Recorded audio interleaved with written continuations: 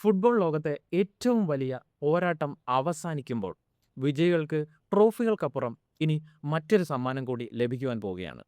കേൾക്കുമ്പോൾ നമുക്ക് ഒരുപക്ഷെ വലിയ അത്ഭുതങ്ങളൊക്കെ തോന്നിയേക്കാം. ഇത്തവണ വിജയികൾക്ക് ഫിഫ ഒരു സ്വർണ്ണ മോതിരം കൂടി സമ്മാനം നൽകുന്നു എന്ന വാർത്തയാണ് കായിക ലോകത്ത് ഇപ്പോൾ ഏറ്റവും അധികം ചർച്ചയായിക്കൊണ്ടിരിക്കുന്ന ഒരു വിഷയം. നമ്മൾ സാധാരണയായി കാണുന്ന ട്രോഫികളിൽ നിന്നും മെഡലുകളിൽ നിന്നും ഒക്കെ വ്യത്യസ്തമായി ഏറെ ചരിത്ര പ്രാധാന്യമുള്ള ഒന്നാണ് ഈ മോതിരം. 1996 ലോസ് ഏഞ്ചലസ് ലാക്കേഴ്സ് ടീമിന്റെ ചരിത്രപരമായ ചാമ്പ്യൻഷിപ്പ് വിജയം അടയാളപ്പെടുത്തിയ അതേ മാതൃകയിലുള്ള മോതിരമാണിത്. കായികരംഗത്തെ ഒരു പുതിയ സംസ്കാരത്തിനാണ് ഇതോടെ ഫിഫ തുടക്കം കുറിക്കുന്നത് എന്ന് വേണമെങ്കിൽ പറയാം. കായിക ചരിത്രത്തിലെ ഐതിഹാസികമായ വിജയങ്ങളെ ഒക്കെ അനുസ്മരിപ്പിക്കുന്ന രീതിയിലാണ് ഈ മോതിരത്തിന്റെ രൂപകൽപ്പന.